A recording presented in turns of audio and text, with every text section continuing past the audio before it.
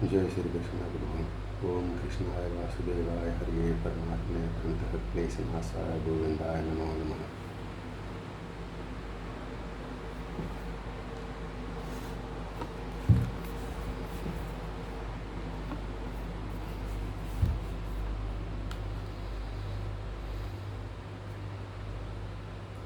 पच्येतानि महाबाहो कारणानि निबोध में सांख्ये कृतान्ते प्रोक्तानि सिद्धये सर्वकर्मणाम।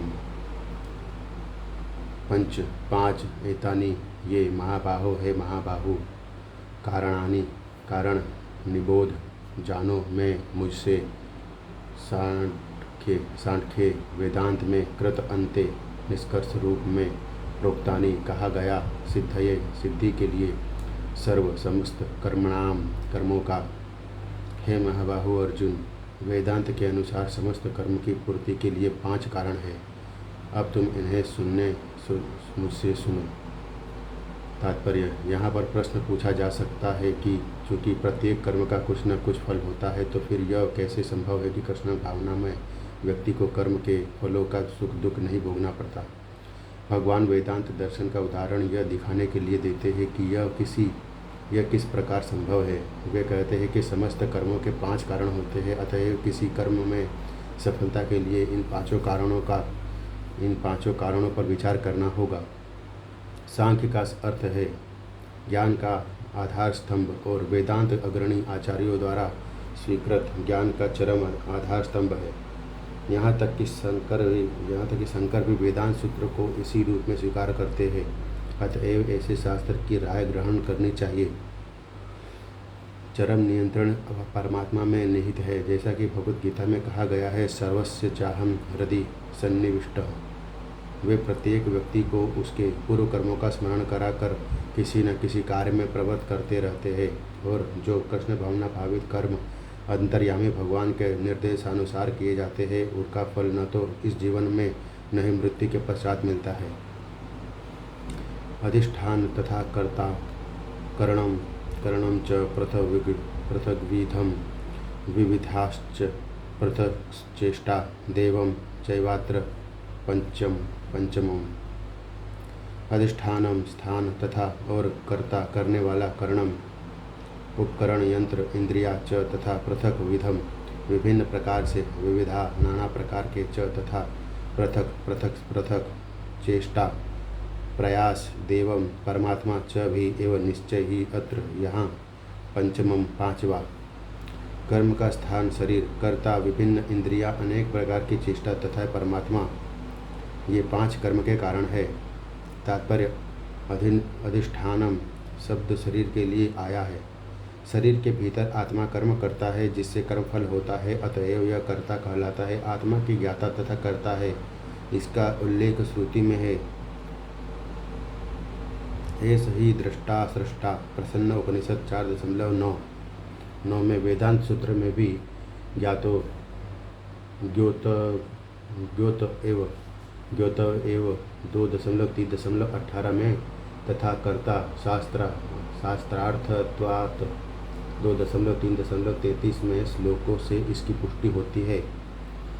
कर्म के उपकरण इंद्रिया है और आत्मा इन्हीं इंद्रियों के द्वारा विभिन्न कर्म करता है। प्रत्येक कर्म के लिए पृथक चेष्टा होती है, लेकिन सारे कार्यकलाप परमात्मा की इच्छा पर निर्भर करते हैं, जो प्रत्येक हृदय में मित्र रूप में आसीन है। परमेश्वर परम कारण है, अतएव जो इन परिस्थितियों में अंतर्यामी परमात्मा के निर्देश के अंतर्गत कृष्ण भावनामय होकर कर्म करता है, वह किसी कर्म से बंधता नहीं। जो पूर्ण कृष्ण भावनामय है, वे अनंत अपने कर्मों के लिए उत्तरदायी नहीं होते। सब कुछ परम इच्छा परमात्मा भगवान पर निर्भर है। शरीरवाड्मनोभिर्कर्म प्रारभते नरः, न्यायं वा विपरीतं वा पंचेते तत्स हेतव। शरीर से वाक, वाणी से मनोभि तथा मन से यत जो कर्म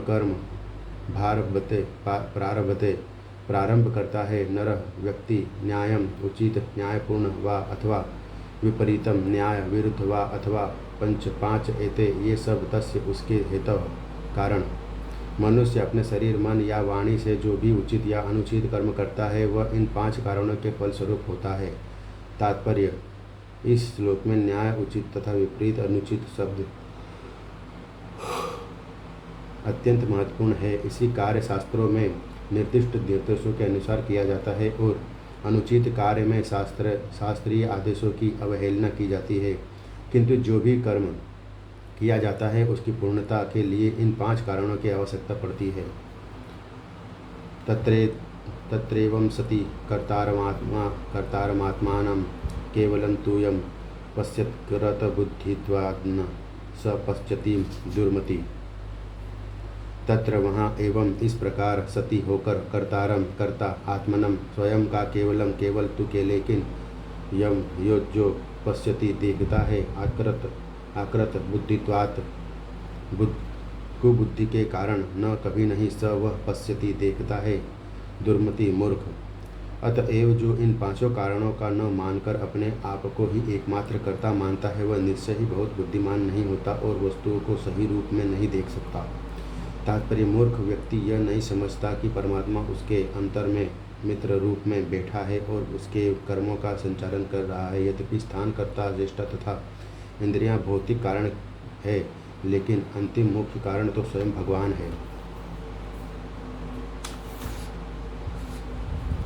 अंतिम कारण स्वयं भगवान है। अतएव मनुष्य को चाहिए कि केवल 4 भौतिक कारणों को ही न देखे, अपितु परम लक्ष्य कारण, सक्षम कारण को भी देखे, जो परमेश्वर को नहीं देखता, वह अपने आप को ही कर्ता मानता है। यस्य नाहं कृतो भावो बुद्धि श्रिय न लिप्यते हत्वापि स इमालोकान्न हन्ति न निबध्यते। यस्य जिसके न नहीं अहंकृत मिथ्या अहंकार का भाव, स्वभाव, बुद्धि यस्य जिसकी न कभी नहीं लिप्यते आसक्त होता है, हत्वा मारकर, अभी भी स वह इंसान हम लोकान संसार को न कभी नहीं हंति मारता है, न कभी नहीं निबध्यते बद्ध होता है। जो मिथ्या अहंकार से प्रेरित नहीं है, जिसकी बुद्धि बंधी नहीं है, वह इस संसार में मनुष्य को मारता हुआ भी नहीं मरता, न ही वह अपने कर्मों से बंधा होता है। तात्पर्य: इस श्लोक में भगवान अर्जुन को बताते हैं कि युद्ध न करने की इच्छा अहंकार से उत्पन्न होती है। अर्जुन स्वयं को कर्ता मान बैठा था, लेकिन उसने अपने भीतर तथा बाहर परम परमात्मा के निर्देश पर विचार नहीं किया था। यदि कोई यह न जाने कि कोई परम निर्देश भी है तो वह कर्म क्यों करे। लेकिन जो व्यक्ति कर्म के उपकरणों को कर्ता रूप में अपने को तथा परम निर्देशक के रूप में परमेश्वर को मानता है, वह प्रत्येक कार्य को पूर्ण करने में सक्षम है। ऐसा व्यक्ति कभी मोहग्रस्त नहीं होता। जीव में व्यक्तिगत कार्यकलाप तथा इसके उत्तरदायित्व का उदय मिथ्या अहंकार से तथा ईश्वर विहीनता या कृष्ण भावनामृत के अभाव से होता है। जो व्यक्ति कृष्ण भावनामृत में परमात्मा या भगवान के निर्देशानुसार कर्म करता है वह वध करता हुआ भी वध नहीं करता, न ही वह कभी ऐसे वध के फल भोगता है। जब कोई सैनिक अपने श्रेष्ठ अधिकारी सेनापति की आज्ञा से वध करता है तो उसको दंडित नहीं किया जाता, लेकिन यदि वह सैनिक स्वेच्छा से वध कर दे तो निश्चित रूप से न्यायालय द्वारा उसका निर्णय होता है।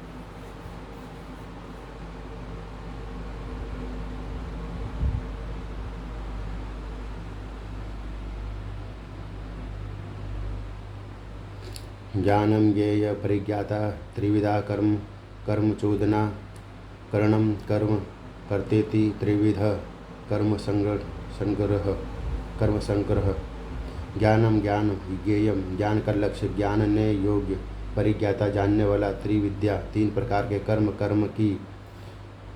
कर्म की चोदना प्रेरणा अनुप्रेरणा, करणम इंद्रिया, कर्म कर्ता इति। इस प्रकार त्रिविध 3 प्रकार के कर्म के संग्रह संचय, ज्ञान, ज्ञेय तथा ज्ञाता, ये तीनों कर्म को प्रेरणा देने वाले कारण हैं। इंद्रिया, कर्म तथा कर्ता, ये 3 कर्म के संघटक है। तात्पर्य: दैनिक कार्य के लिए 3 प्रकार की प्रेरणाएं हैं, ज्ञान, ज्ञेय तथा ज्ञाता। कर्म का उपकरण करण, स्वयं कर्म तथा कर्ता, ये तीनों कर्म के संघटक कहलाते हैं। किसी भी मनुष्य द्वारा किए गए किसी कर्म में ये ही तत्व रहते हैं। कर्म करने के पूर्व कुछ न कुछ प्रेरणा होती है। किसी भी कर्म से पहले प्राप्त होने वाला फल कर्म के सूक्ष्म रूप में वास्तविक बनता है। इसके बाद वह क्रिया का रूप धारण करता है। पहले मनुष्य को सोचने, अनुभव करने तथा इच्छा करने जैसी मनोवैज्ञानिक विधियों का समान करना होता है, जिससे प्रेरणा कहते हैं। और यह प्रेरणा चाहे शास्त्रों से प्राप्त हो या गुरु के उपदेश से, एक सी होती है। जब प्रेरणा होती है और जब कर्ता होता है तो इंद्रियों की सहायता से जिनमें मन सम्मिलित है और जो समस्त इंद्रियों का केंद्र है, वास्तविक कर्म संपन्न होता है। किसी कर्म के समस्त संघटकों को कर्म संग्रह कहा जाता है। ज्ञानम कर्म च कर्ता च त्रिदेव गुण भेदतः प्रोच्यते गुण संख्याने यथावर्क्षणु तान्यपि। ज्ञानम ज्ञान कर्म कर्म च भी कर्ता कर्ता च भी त्रिधा, तीन प्रकार का एवं निश्चय ही गुण भेदत प्रकृति के विभिन्न गुणों के अनुसार प्रोच्यते कहे जाते हैं। गुण संख्याने विभिन्न गुणों के स्वरूप में यथावत जिस रूप में है उसी में, शृणु सुनो, तानि उन सबों को, अपि भी प्रकृति के तीन गुणों के अनुसार ही ज्ञान कर्म तथा कर्ता के तीन तीन भेद है। अब तुम मुझसे इन्हें सुनो। तात्पर्य 15वें अध्याय में प्रकृति के तीन गुणों का विस्तार से वर्णन हो चुका है। इस अध्याय में कहा गया था कि सतोगुण प्रकाशक होता है, रजोगुण भौतिकवादी तथा तमोगुण आलस्य तथा प्रमाद का प्रेरक होता है। प्रकृति के सारे गुण बंधनकारी है, वे मुक्ति के साधन नहीं है। यहाँ तक कि सतोगुण में भी मनुष्य बद्ध रहता है। 17वें अध्याय में विभिन्न प्रकार के मनुष्यों द्वारा विभिन्न गुणों में रहकर की जाने वाली विभिन्न प्रकार की पूजा का वर्णन किया गया है। इस श्लोक में भगवान कहते हैं कि वे तीनों गुणों के अनुसार विभिन्न प्रकार के ज्ञान कर्ता तथा कर्म के विषय में बताना चाहते हैं। सर्वभूतेषु येकेनं भावमव्यमीक्षते अभिव्यक्तं विभक्सेतु तज्ज्ञानं विधि सात्विकम्। सर्वभूतेषु समस्त जीवों में येन जिससे एकम एक भावम स्थिति अव्ययम अविनाशी इच्छते देखता है, अविभक्तम अविभाजित विभक्सेतु अनंत विभागों में बटे हुए में तत् उस ज्ञानम ज्ञान को वित्ति ज्ञानो सात्विकम सतोगुणी।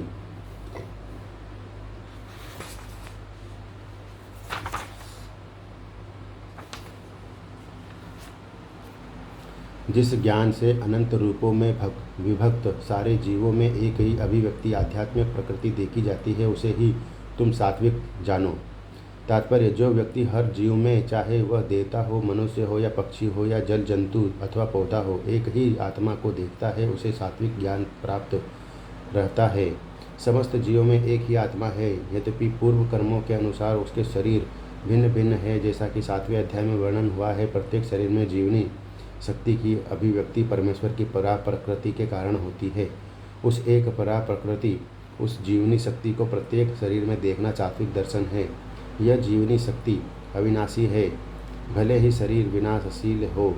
जो आपसी भेद है वह शरीर के कारण है, जो कि बद्ध जीवन में अनेक प्रकार का भौतिक रूप है। अतएव जीवनी शक्ति विभक्त प्रतीत होती है। ऐसा निराकार ज्ञान आत्म साक्षात्कार का एक पहलू है।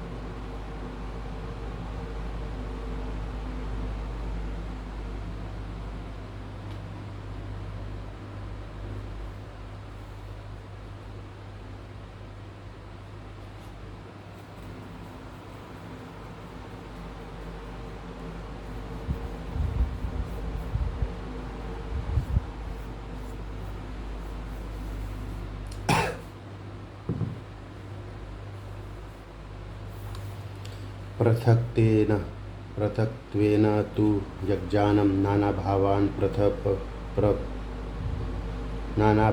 पृथग्विधान् वेत्ति सर्वेषु भूतेषु तज्ज्ञानं विधि राजसम। पृथक्त्वेन विभाजन के कारण तू, लेकिन यत जो ज्ञान नाना भावान अनेक प्रकार की अवस्थाओं को पृथक विधान विभिन्न व्यक्ति जानता है। सर्वेषु समस्त भूतेषु जीवों में तत् उस ज्ञान को विद्धि जानो राजसम राजसी। जिस ज्ञान से कोई मनुष्य विभिन्न शरीरों में भिन्न भिन्न प्रकार का जीव देखता है उसे तुम राजसी जानो। तात्पर्य यह धारणा की भौतिक शरीर ही जीव है और शरीर के विनष्ट होने पर चेतना भी नष्ट हो जाती है। राजसी ज्ञान है इस ज्ञान के अनुसार एक शरीर दूसरे शरीर से भिन्न है, क्योंकि उनमें चेतना का विकास भिन्न प्रकार से होता है। अन्यथा चेतना को प्रकट करने वाला पृथक आत्मा न रहे, शरीर एवं आत्मा है और शरीर के परे कोई पृथक आत्मा नहीं है। इस ज्ञान के अनुसार चेतना स्थायी है या यह कि पृथक आत्माएं नहीं होती, एक सर्वव्यापी आत्मा है जो ज्ञान से पूर्ण है और यह शरीर क्षणिक अज्ञानता का प्रकाश है, या यह कि इस शरीर के परे कोई विशेष जीवात्मा या परमात्मा नहीं है। ये सब धारणाएं रजोगुण से उत्पन्न है। यतु कृत्सन्नवेदेकी मन कार्ये सक्तमहेतुकम् अतत्वार्थवदल्पं च तत्ताम समुदाहतमम्। यत जो तू, लेकिन कृत्सन्नवत पूर्ण रूप से एकस्मिन् एक कार्य में सक्तम आसक्त अहेतुकम बिना हेतु के अतत्व अर्थवत वास्तविकता के ज्ञान से रहित अल्पम अति तुच्छ च तथा तत व तामसम तमोगुणी उदाहरणम कहा जाता है। और वह ज्ञान जिससे मनुष्य किसी एक प्रकार के कार्यों को जो अति तुच्छ है सब कुछ मानकर सत्य को जाने बिना उसमें लिप्त रहता है, तामसी कहा जाता है। तात्पर्य सामान्य मनुष्य का ज्ञान सदैव तामसी होता है, क्योंकि प्रत्येक बद्धजीव तमोगुण में ही उत्पन्न होता है। जो व्यक्ति प्रमाणों से या शास्त्रीय आदेशों के माध्यम से ज्ञान अर्जित नहीं करता उसका ज्ञान शरीर तक ही सीमित रहता है। उसे शास्त्रों के आदेशानुसार कार्य करने की चिंता नहीं होती। उसके लिए धन ही ईश्वर है और ज्ञान का अर्थ शारीरिक आवश्यकताओं की तुष्टि है। ऐसे ज्ञान का परम सत्य से कोई संबंध नहीं होता। यह बहुत कुछ साधारण पशुओं के ज्ञान तथा खाने सोने रक्षा करने तथा मैथुन करने का ज्ञान जैसा है। ऐसे ज्ञान को यहाँ पर तमोगुण से उत्पन्न बताया गया है। दूसरे शब्दों में इस शरीर से परे आत्मा संबंधी ज्ञान सात्विक ज्ञान कहलाता है, जिस ज्ञान से लौकिक तर्क तथा चिंतन मनोधर्म द्वारा नाना प्रकार के सिद्धांतों तथा वाद जन्म ले। वह राजसी और शरीर के सुखमय बनाए रखने वाले ज्ञान को तामसी कहा जाता है।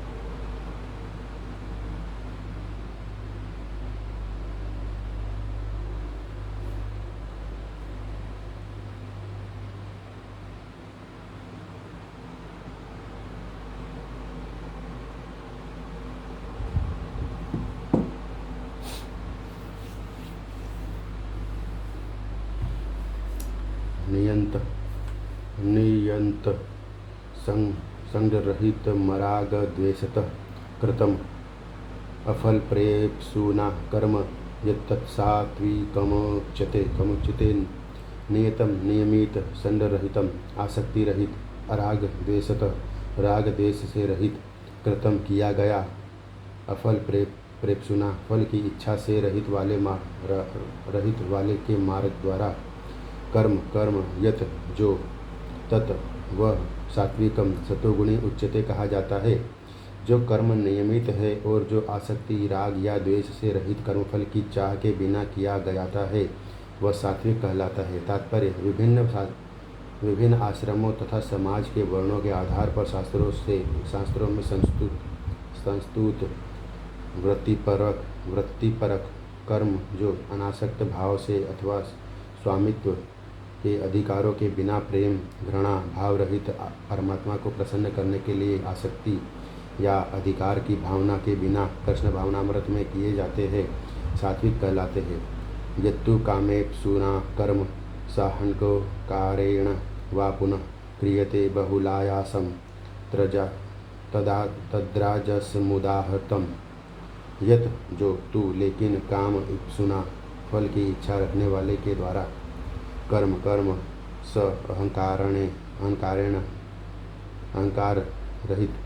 रहित वा अथवा पुनः फिर क्रियते किया जाता है बहुल आयासम कठिन परिश्रम से ततः वह राजसी उदाहरतम कहा जाता है।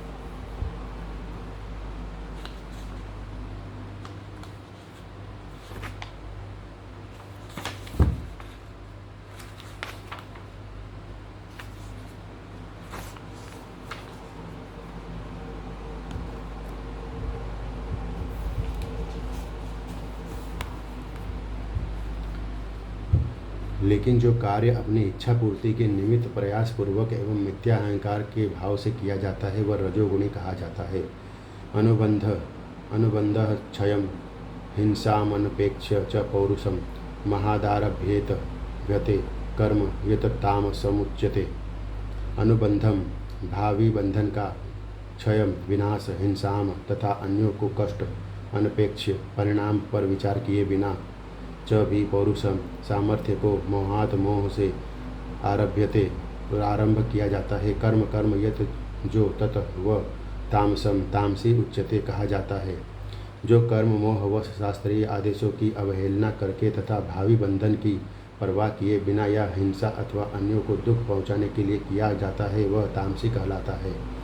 तात्पर्य मनुष्य को अपने कर्मों का लेखा राज्य को अथवा परमेश्वर के दूतों को, जिन्हें यमदूत कहते हैं, देना होता है। उत्तरदायित्वहीन कर्म विनाशकारी है क्योंकि इससे शास्त्रीय आदेशों का विनाश होता है। यह प्रायः हिंसा पर आधारित होता है और अन्य जीवों के लिए दुखदायी होता है। उत्तरदायित्व से हीन ऐसा कर्म अपने निजी अनुभव के आधार पर किया जाता है वह यह मोह कहलाता है। ऐसा समस्त मोहग्रस्त कर्म तमोगुण में फलस्वरूप होता है।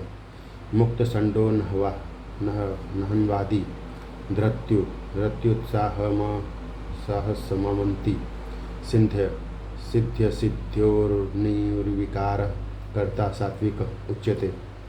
मुक्त संड सारे भौतिक संसर्ग से मुक्त, अनहमवादी मिथ्या अहंकार से रहित, धृति संकल्प, उत्साह तथा उत्साह सहित, समन्वित योग्य सिद्धि असिद्धियों तथा विफलता में निर्विकार बिना परिवर्तन के कर्ता सात्विक सतोगुणी उच्चते कहा जाता है। जो व्यक्ति भौतिक गुणों के संसर्ग के बिना अहंकार रहित संकल्प तथा उत्साहपूर्वक अपना कर्म करता है और सफलता अथवा असफलता में अविचलित रहता है वह सात्विक कर्ता कहलाता है। तात्पर्य कृष्ण भावनामय व्यक्ति सदैव प्रकृति के गुणों से अतीत होता है। उसे अपने को सौंपे गए कर्म के परिणाम की कोई आकांक्षा नहीं रहती क्योंकि वह मिथ्या अहंकार तथा घमंड से परे होता है। फिर भी कार्य के पूर्ण होने तक वह सदैव उत्साह से पूर्ण रहता है। उसे होने वाले कष्टों की कोई चिंता नहीं होती। वह सदैव उत्साहपूर्ण रहता है। वह सफलता या विफलता की परवाह नहीं करता। वह सुख दुख में समभाव रहता है। ऐसा कर्ता सात्विक है। रागी कर्म फल प्रेप्सुर्लुब्धो प्रेप्सुर्लुब्धो हिंसात्मकोश्चुन हर्षशोकान्वितः कर्ता राजस परिकृतितः। रागी अत्यधिक आसक्त कर्म के फल की प्रेप्सु इच्छा करते हुए लुब्ध लालची हिंसा आत्मक सदैव ईर्षालु असुचि अपवित्र हर्ष शोक अवंतीय हर्ष तथा शोक से युक्त करता ऐसा करता राजस रजोगुणी परिकृतित घोषित किया जाता है। जो कर्ता कर्म तथा कर्म फल के प्रति आसक्त होकर फलों का भोग करना चाहता है तथा जो लोभी सदैव ईर्षालु अपवित्र और सुख दुख से विचलित होने वाला है वह राजसी कहा जाता है। तात्पर्य: मनुष्य सदैव किसी कार्य के प्रति या फल के प्रति इसीलिए अत्यधिक आसक्त रहता है क्योंकि वह भौतिक पदार्थों घर बार पत्नी तथा पुत्र के प्रति अत्यधिक अनुरक्त होता है। ऐसा व्यक्ति जीवन में ऊपर उठने की आकांक्षा नहीं रखता। वह इस संसार को यथास्तंभ आरामदेह बनाने में ही व्यस्त रहता है। सामान्यतः वह अत्यंत लोभी होता है और सोचता है कि उसके द्वारा प्राप्त की गई प्रत्येक वस्तु स्थायी है और कभी नष्ट नहीं होगी।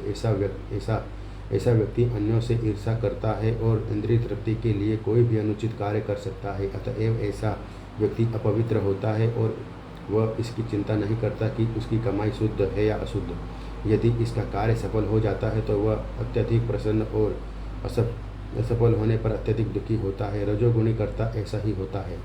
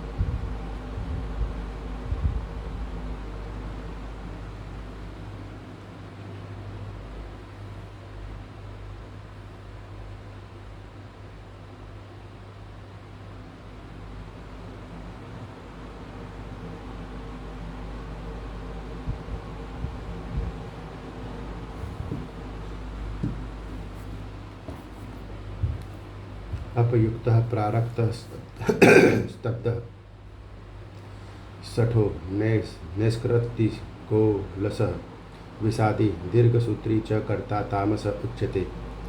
अयुक्तः शास्त्रों के आदेशों को न मानने वाला, प्रारक्तः भौतिकवादी, स्तब्ध हठी, शठ कपटी, नैष्कृतिक अन्यों का अपमान करने में कपटू, अलस आलसी, विषादी, खिन्न, दीर्घसूत्री, ऊँघ कर काम करने वाला, देर लगाने वाला, च भी कर्ता तामस तमोगुणी उच्चते कहलाता है।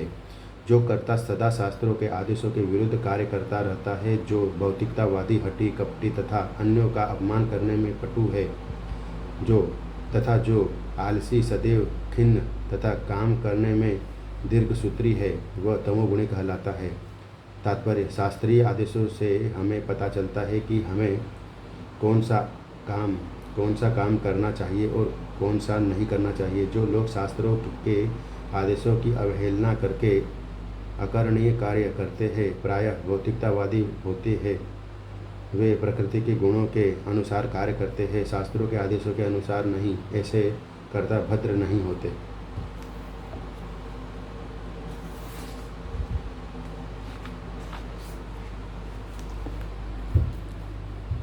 भद्र नहीं होते और सामान्यतः सदैव कपटी, धूर्त तथा अन्यों का अपमान करने वाले होते हैं। वे अत्यंत आलसी होते हैं, काम होते हुए भी उसे ठीक से नहीं करते और बाद में करने के लिए उसे एक तरफ रख देते हैं। अतएव वे खिन्न रहते हैं। जो काम 1 घंटे में हो सकता है उसे वे वर्षों तक घसीटते जाते हैं। वे दीर्घसूत्री होते हैं। ऐसे कर्ता तमोगुणी होते हैं।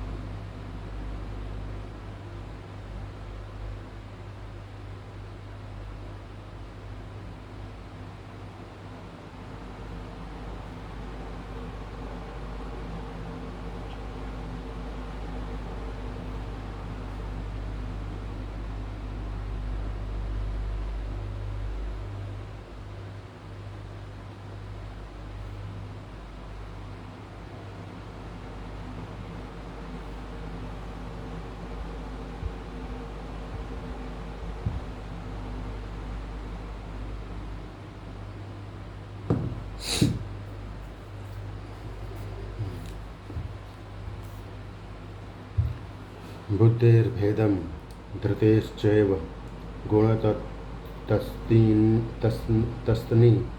तस्नी विधिं शृणु प्रोच्यमानमशेषेण पृथक्त्वेन धनंजय। बुद्धि का भेदम अंतर, धृते धैर्य का च भी एवं निश्चय ही गुणतः गुणों के द्वारा त्रिविधम 3 प्रकार के शृणु सुनो। प्रोच्यमानम जैसा मेरे द्वारा कहा गया, अशेषेण विस्तार से, पृथक्त्वेन भिन्न प्रकार से, धनंजय हे संपत्ति के विजेता। हे धनंजय, अब मैं प्रकृति के तीनों गुणों के अनुसार तुम्हें विभिन्न प्रकार की बुद्धि तथा धृति के विषय में विस्तार से बताऊंगा। तुम इसे सुन। तात्पर्य, ज्ञान, ज्ञेय तथा ज्ञाता की व्याख्या प्रकृति के गुणों के अनुसार 3-3 पृथक विभागों में करने के बाद अब भगवान कर्ता की बुद्धि तथा उसके संकल्प धैर्य के विषय में उसी प्रकार से बता रहे हैं। प्रवृत्तिम च निर्वृत्ति च कार्यकार्ये भावाभये बंध मोक्षम च या वेत्ति बुद्धि सा पार्थ सात्विकी। प्रवृत्तिम कर्म को च भी निर्वृत्तिम अकर्म को च तथा कार्य कारणिक अकार्य तथा अकारणीय में भय अभय तथा निडरता में बंधन मोक्षम मोक्ष च तथा या जो व्यक्ति जानते हैं बुद्धि सा वह पार्थ। हे प्रथापुत्र सात्विकी सतोगुणी। हे प्रथापुत्र, वह बुद्धि सतोगुणी है जिसके द्वारा मनुष्य यह जानता है कि क्या कारणीय है और क्या नहीं है, किससे डरना चाहिए और किससे नहीं, क्या बांधने वाला है और क्या मुक्ति देने वाला है। तात्पर्य, शास्त्रों के निर्देश अनुसार कर्म करने को या उन कर्मों का करना जिन्हें किया जाना चाहिए प्रवृत्ति कहते हैं। जिन कार्यों का इस तरह निर्देश नहीं होता वे नहीं किए जाने चाहिए। जो व्यक्ति शास्त्रों के निर्देशों को नहीं जानता वह कर्मों तथा उनकी प्रतिक्रिया से बंध जाता है। जो बुद्धि अच्छे बुरे का भेद बताती है वह सात्विकी है। यया धर्म धर्म धर्म मधर्म यया धर्म मधर्म च कार्य चाकार्यमेव च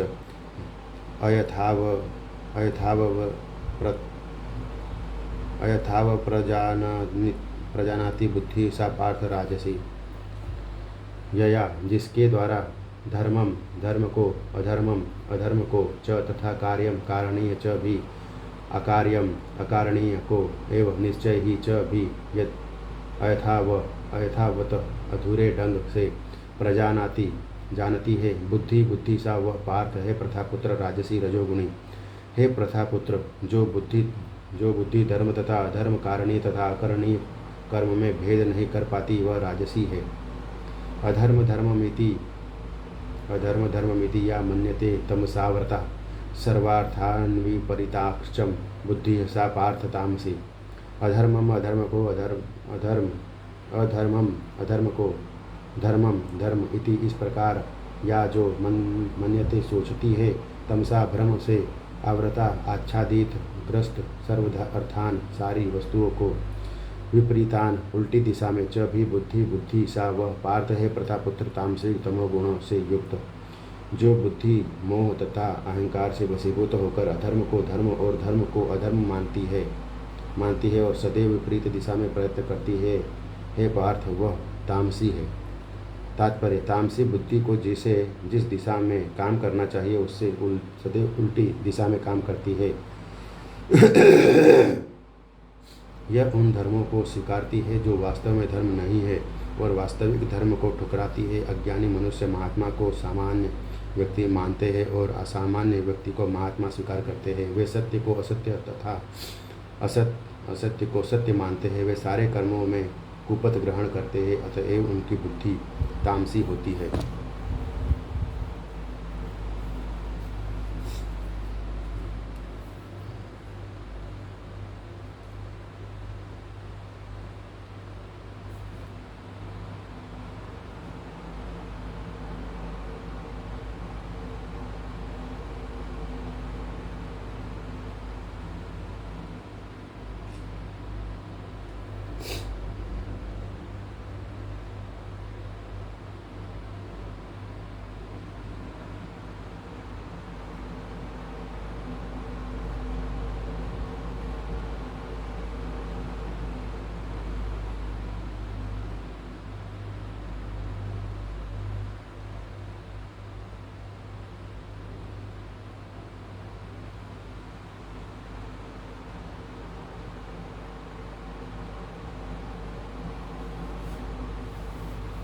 धृत्या यया धारयते मन प्राणेन्द्रिय क्रिया योगेन वा विचारिण्या धृति सा पार्थ सात्विकी।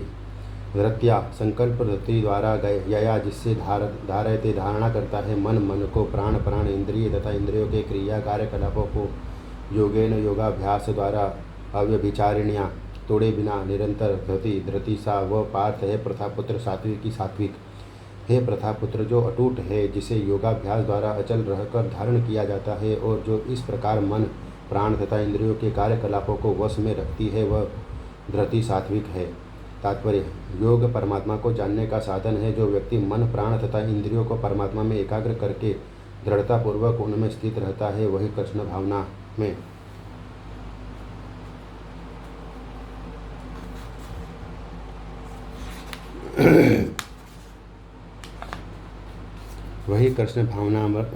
कृष्ण भावना में तत्पर होता है। ऐसी धृति सात्विक होती है।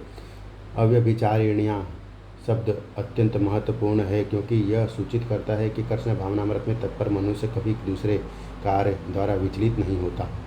यया तु धर्म कामार्थं धृत्या धारयतेर्जुन प्रसंगेन फलाकांक्षी फलाकांक्षी धृति सा पार्थ राजसी। यया जिससे तू लेकिन धर्म धार्मिकता काम इंद्रिय तृतीय अर्थान यथा आर्थिक विकास का धृत्या संकल्प या धृति से धारयते धारण करता है।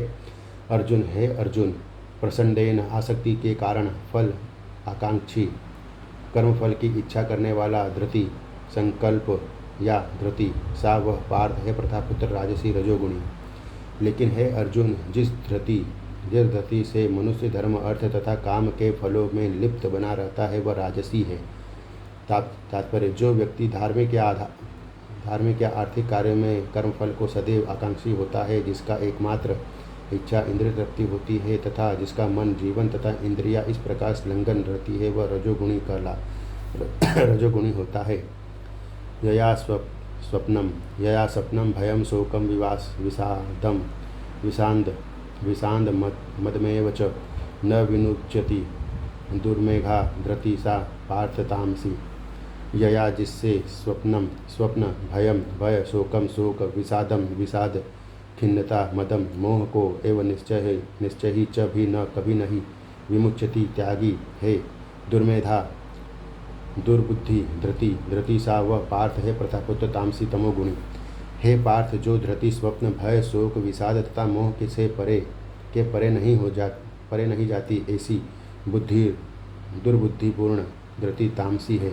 तात्पर्य, इससे यह अर्थ नहीं निकलना चाहिए कि सतोगुणी मनुष्य स्वप्न नहीं देखता।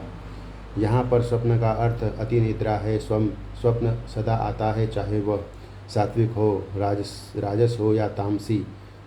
स्वप्न को प्राकृतिक घटना है, स्वप्न तो प्राकृतिक घटना है, लेकिन जो अपने को अधिक सोने से नहीं बचा पाते, जो भौतिक वस्तु को भोगने के गर्व से नहीं बचा पाते, जो सदैव संसार पर प्रभुत्व जताने का स्वप्न देखते रहते हैं और जिनके प्राण मन तथा इंद्रिया इस प्रकार लिप्त रहती है, वे तामसी धृति वाले कहे जाते हैं।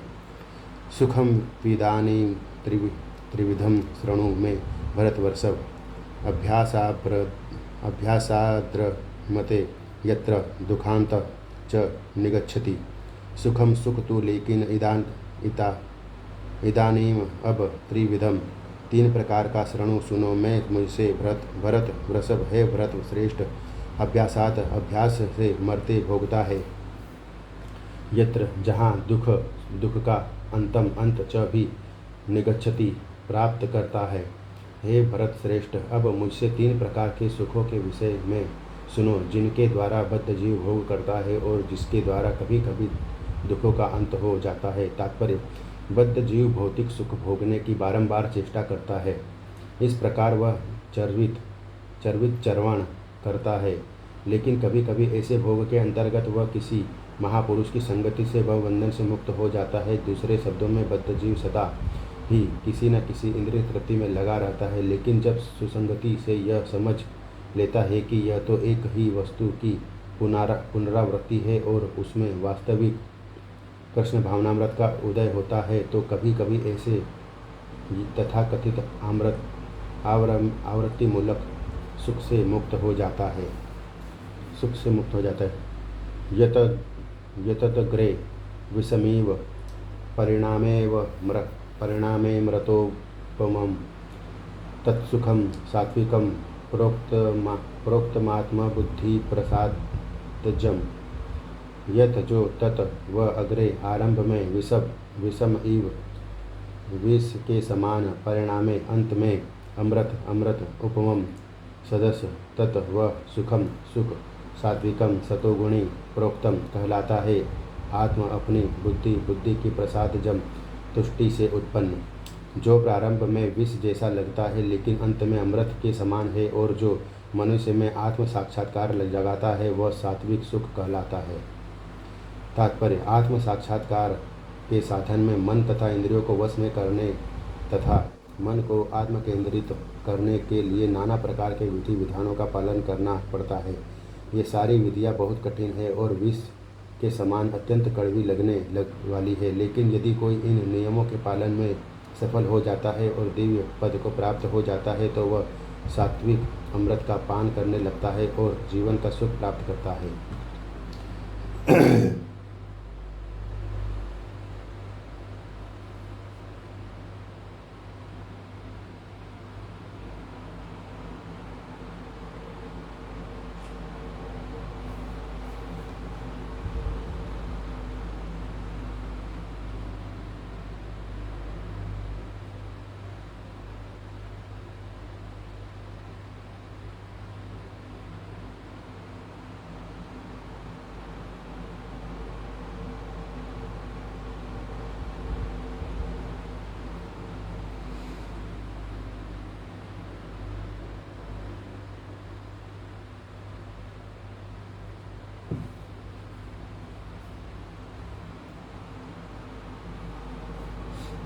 विषयेन्द्रिय संयोगात् तदग्रेमृतोपमं परिणामे विषमीव तत्सुखम राजसम स्मृतम। विषय इंद्रिय विषयों इंद्रिय तथा इंद्रियों के संयोग से यत जो तत् वह अग्रे प्रारंभ में अमृत उपमम अमृत के समान परिणामे अंत में विषम इव विष के समान तत् वह सुखम सुख राजसम राजसी स्मृतम माना जाता है।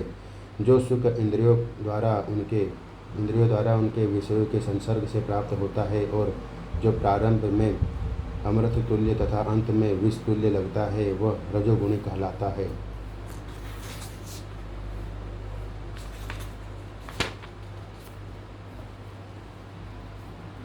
तात्पर्य: जब कोई युवक किसी युवती से मिलता है तो इंद्रियां युवक को प्रेरित करती है कि वह उस युवती को देखे, उसका स्पर्श करे और उससे संभोग करे। प्रारंभ में इंद्रियों को यह अत्यंत सुखकर लगता है, लेकिन अंत में या कुछ समय बाद वही विष तुल्य बन जाता है। तब वे विलग हो जाते हैं या उनमें तलाक विवाद उच्छेद हो जाता है। फिर शोक विषाद इत्यादि उत्पन्न होता है। जैसा सुख सदैव राजसी होता है, जो सुख इंद्रियों और विषयों के संयोग से प्राप्त होता है वह सदैव दुख का कारण बनता है। अतएव इससे सभी तरह से बचना चाहिए।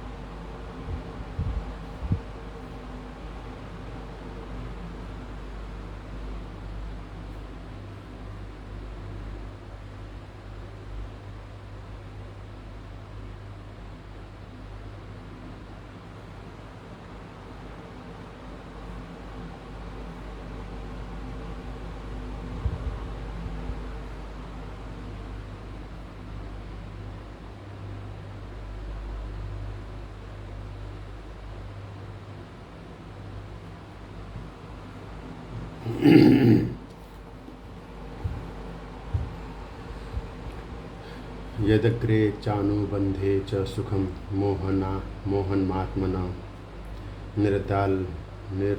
निद्रालस्य प्रमादोत्थम तत्तामसमुदाहृतम। यत् जो अग्रे प्रारंभ में च भी अनुबंधे अंत में च भी सुखम सुख मोहनम मोहमय आत्मन अपना निद्रा नींद आलस्य प्रमाद तथा मोह से उत्पन्न तत् व तामसम तामसी उदाहृतम कहलाता है। तथा जो सुख आत्म साक्षात्कार के प्रति अंधा है, जो प्रारंभ से लेकर अंत तक मोहकारक है, और जो निद्रा आलस्य तथा मोह से उत्पन्न होता है वह तामसी कहलाता है। तात्पर्य, जो व्यक्ति आलस्य तथा निद्रा में ही सुखी रहता है वह निश्चय ही तमोगुणी है। जिस व्यक्ति को इसका कोई अनुमान नहीं है कि किस प्रकार कर्म किया जाए और किस प्रकार नहीं, वह भी तमोगुणी है। तमोगुणी व्यक्ति के लिए सारी वस्तुएं भ्रम मोह है। उसे न तो प्रारंभ में सुख मिलता है न अंत में। रजोगुणी व्यक्ति के लिए प्रारंभ में कुछ क्षणिक सुख और अंत में दुख हो सकता है, लेकिन जो तमोगुणी है उसे प्रारंभ में तथा अंत में दुख ही दुख मिलता है।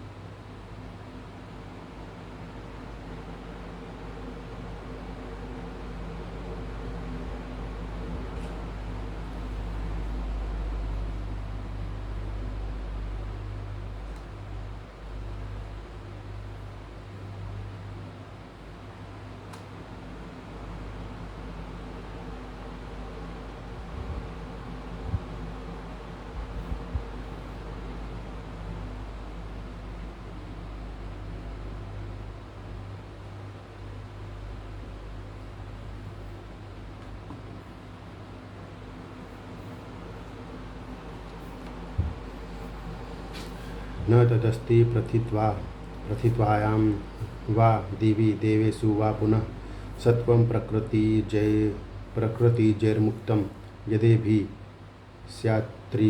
स्यात्रिभिर्गुणैः न नहीं तत वह अस्ति है पृथिव्याम पृथ्वी पर वा अथवा दिवि उच्चतर लोकों में देवेषु देवताओं में वा अथवा पुनः फिर सत्वम अस्तित्व प्रकृति जय प्रकृति के उत्पन्न मुक्त यत जो भी इनमें इनके प्रभाव से स्यात हो। त्रिभी तीन गुणों से इस लोक में स्वर्ग लोकों में या देवताओं के मध्य में कोई भी ऐसा व्यक्ति विद्वान नहीं है जो प्रकृति के तीन गुणों से मुक्त हो। तात्पर्य, भगवान इस लोक में समग्र ब्रह्मांड में प्रकृति के तीन गुणों के प्रभाव का संक्षिप्त विवरण दे रहे हैं। ब्राह्मण क्षत्रिय विषाम शूद्राणां च परंतप कर्माणि प्रविभक्तानि स्वभावप्रभवैर्गुणैः। ब्राह्मण क्षत्रिय विषाम तथा वैश्यों का, शूद्रों का च तथा परंतप है शत्रुओं के विजेता। कर्माणि कार्यकलाप प्रविभक्तानि विभाजित है। स्वभाव अपने स्वभाव से प्रभवे उत्पन्न गुणों के द्वारा। हे परंतप, ब्राह्मणों क्षत्रियों वैश्यों तथा शूद्रों में प्रकृति के गुणों के अनुसार उनके स्वभाव द्वारा उत्पन्न गुणों के द्वारा भेद किया जाता है। समोदमस्तपः शौचम क्षान्तिराजर्ममेव च ज्ञानं विज्ञानमास्तिक्यं ब्रह्मकर्म स्वभाजम सम शांति प्रियता दम आत्मसंयम तपस्या शौचम पवित्रता शांति सहिष्णुता आर्जवम सत्यनिष्ठा एवं निश्चय ही च तथा ज्ञान विज्ञान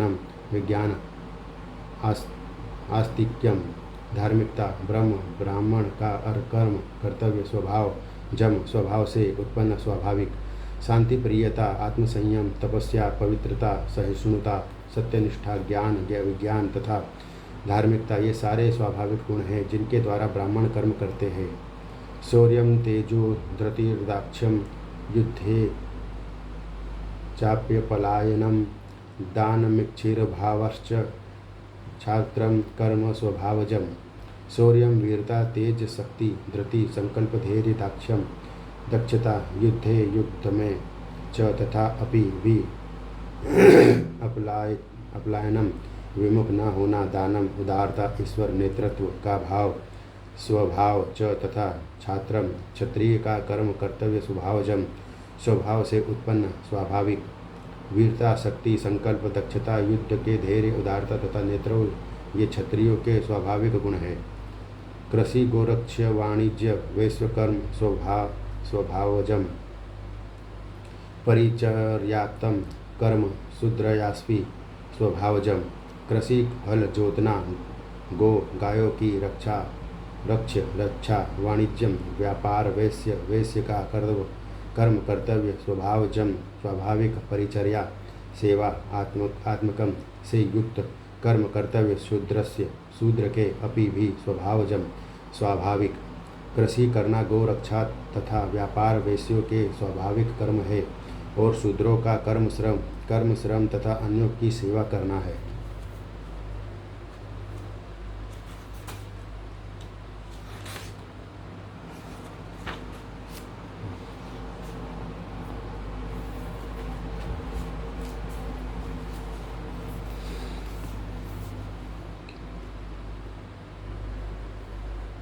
श्री कृष्ण। ओम कृष्णाय वासुदेवाय हरे परमात्मने प्रणतक्लेशनाशाय गोविंदाय नमो नमः।